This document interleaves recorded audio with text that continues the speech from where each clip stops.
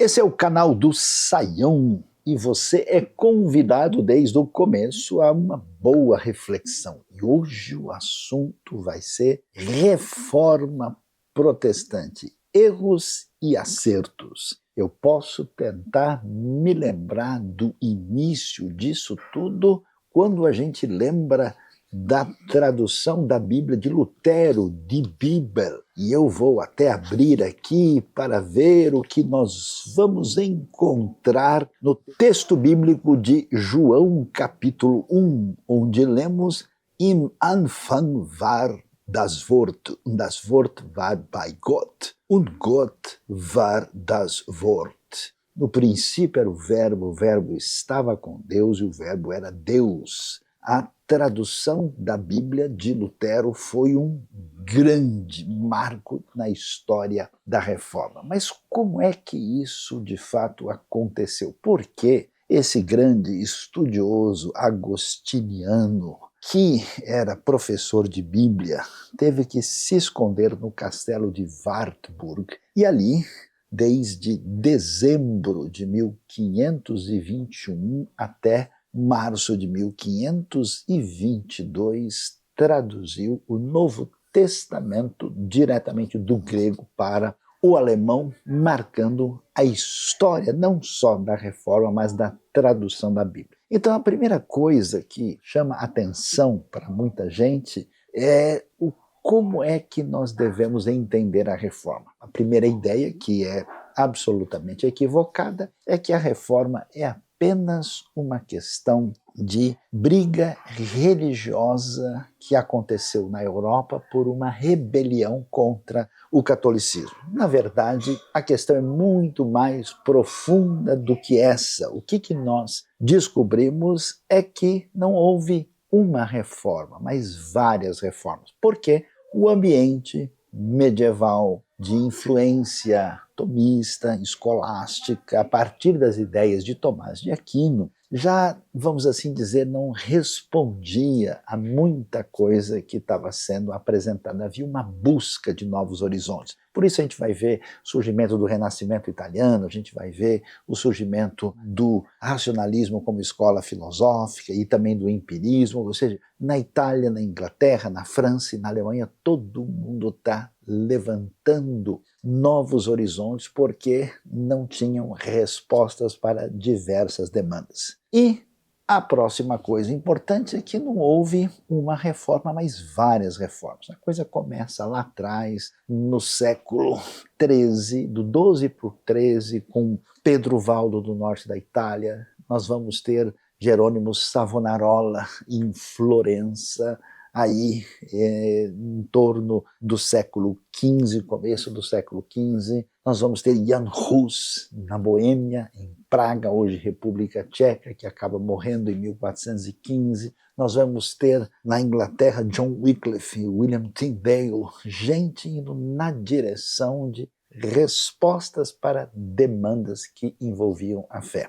E essas coisas aconteceram de maneira independente, havia muitas perguntas. Logo vai começar também a reforma de perfil anabatista, com Conrad Grebel, com Menno Simons. Na Inglaterra, uma situação política abre caminho para a formação daquilo que vai ser considerado o anglicanismo. Então vejam que a coisa é muito mais profunda do que meras discussões menores do ponto de vista da questão religiosa. Outro tema importante para se discutir, para se entender a realidade da reforma, é perceber, por exemplo, que Lutero, famoso Lutero, que aliás publicou, eu posso mostrar para vocês aqui, veja só, pequeno resumo das chamadas 95 teses de Martim Lutero, aqui, trazido diretamente da Alemanha, numa celebração daquilo que aconteceu. A gente pergunta, como é que foi mesmo essa história do Lutero? Pois é, no dia 31 de outubro de 1517, Lutero, depois de estudar muito Romanos, Gálatas, Hebreus, entra em choque com a perspectiva soteriológica do catolicismo da sua época. E então como muitas pessoas faziam, ele levantou um questionamento e chamou todos para um debate teológico. Preste atenção, Lutero escreveu tudo isso em latim, a língua da academia, para provocar de fato um debate. E quando ele faz isso, o que acontece? Ele é repreendido e ele é chamado a retroceder na sua postura, na sua atitude, de modo que essa situação vai se complicar até o ponto que ele vai ter que enfrentar na cidade de Worms o famoso imperador Carlos V, que era o imperador que era do Sacro Império Romano-Germânico e ao mesmo tempo o rei de Espanha, o homem mais poderoso do mundo, e ali Lutero debate e toma uma posição de dizer, olha, eu não posso retroceder, a não ser que seja me provado somente pela Escritura e somente pela Escritura que eu estou errado. E ele então diz a sua frase famosa, hier stehe ich, que eu permaneço, não posso voltar atrás e que Deus me ajude. Então, nesse cenário, a gente vai ver que, depois disso, Lutero acaba excomungado. Então é muito importante ressaltar o seguinte, a grande verdade é que esse ambiente dessa época era absolutamente intolerante. Lutero nunca quis sair da própria igreja, ele foi, digamos assim, saído, ele foi expulso, ele foi excomungado, não havia tolerância. E por causa do apoio político, especialmente lembrando dos príncipes eleitores da época do contexto alemão, ele foi ali protegido por Frederico o Sábio, e assim ele acabou tendo sucesso juntamente com a ajuda de Philippe Melanchthon, e assim a proposta da reforma se espalha de uma maneira significativa pela Europa. Então, como nós vemos, exigências sobre a explicação da realidade, que o pensamento medieval não era capaz mais de trazer respostas suficientes. O poder concentrado e questões morais ligadas à igreja da época, que exigia novas reflexões sobre a fé e a espiritualidade. Movimentos variados que surgem a partir da raiz da fé, que eram as próprias escrituras. Tudo isso traz um movimento muito significativo que se desdobra na reforma protestante. Mas a pergunta é, será que essa reforma, então, pode ser entendida plenamente apenas do ponto de vista da teologia e da espiritualidade? É claro que não. Alguns elementos aqui mostram razões para o sucesso de grande parte da reforma.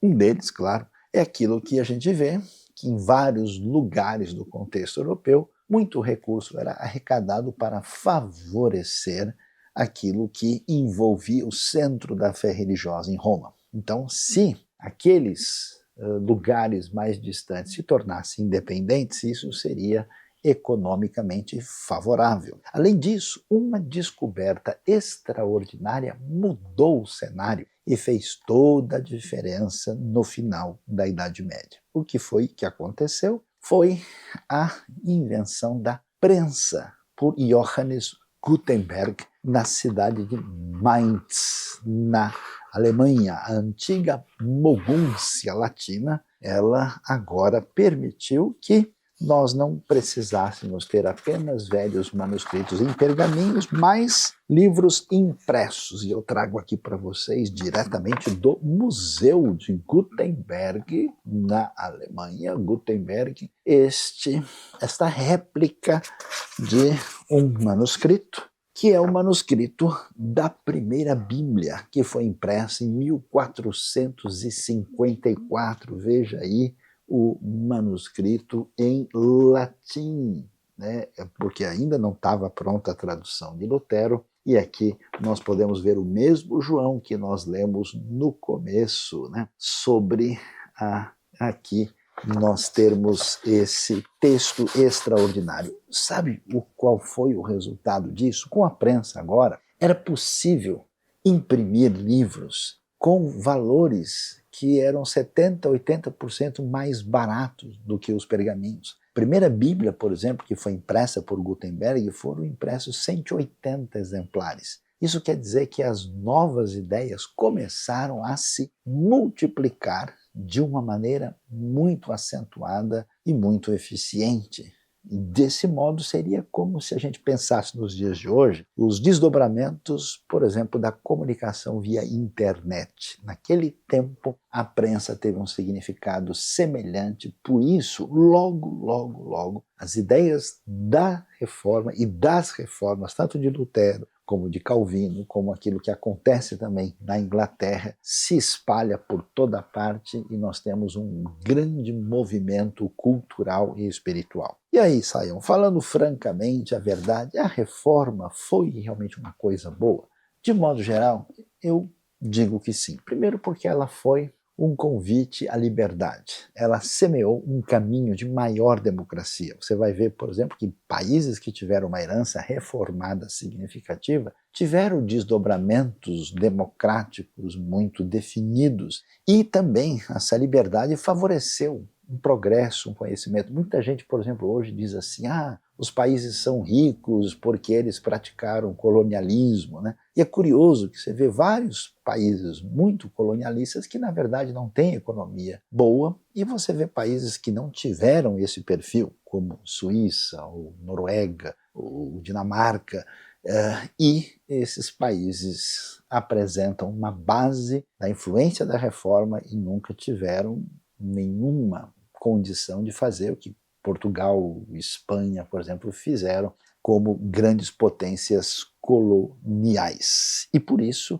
a reforma merece uma atenção especial. E mais do que isso, ela trouxe para nós a Bíblia, o livro que é o maior tesouro da fé cristã, referência máxima que antes era monopólio do clero, só podia ser lida no latim ou no máximo no grego, até mesmo no hebraico não era lida. E agora a Bíblia passa a ser divulgada em tudo quanto é língua para que todos os povos possam ler, ter acesso direto, sem precisar de nenhum tipo de intermediário no processo. Mas será que tudo que a reforma fez necessariamente é algo positivo? Pois é, algumas coisas merecem consideração. A verdade é que a reforma teve seus contornos não só teológicos, mas também dos interesses políticos, outras questões econômicas, e por isso nós tivemos uma série de conflitos e guerras terríveis na Europa.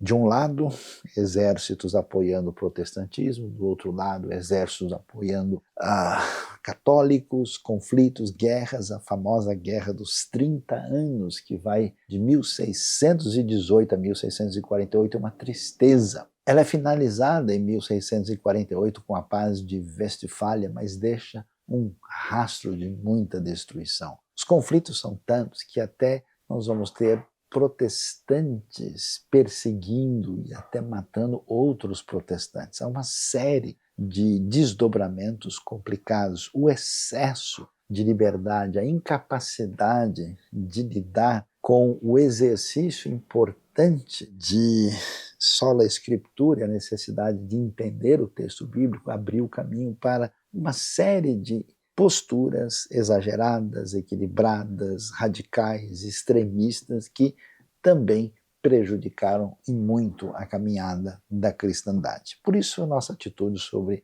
a leitura da reforma deve ser de sobriedade, vendo os seus erros e acertos, vendo inclusive a postura de tantas pessoas que olham para os reformadores quase como se fossem segundos apóstolos, assim, apóstolos secundários que vieram de uma maneira a serem considerados muito além de homens normais, mortais, com erros e acertos, que tiveram seu papel na história, mas que não são necessariamente referência em todos os caminhos da nossa jornada de fé. Então, lembre-se, aqui vale ter uma boa reflexão, conhecer um pouco da história, da cultura, da fé, da espiritualidade. Esse é o canal do Sayão. E aí fica para você a minha questão. Onde você acha que a reforma acertou de maneira especial? Onde você acha que alguma coisa ali não foi tão bem assim? Então, você é convidado a dar a sua opinião. E não se esqueça, inscreva-se no canal, aperte o sininho, divulgue para os amigos e vamos sempre caminhar com bom senso, equilíbrio e buscando a boa erudição para que a nossa cabeça não se perca em desequilíbrio e a gente também faça muita confusão.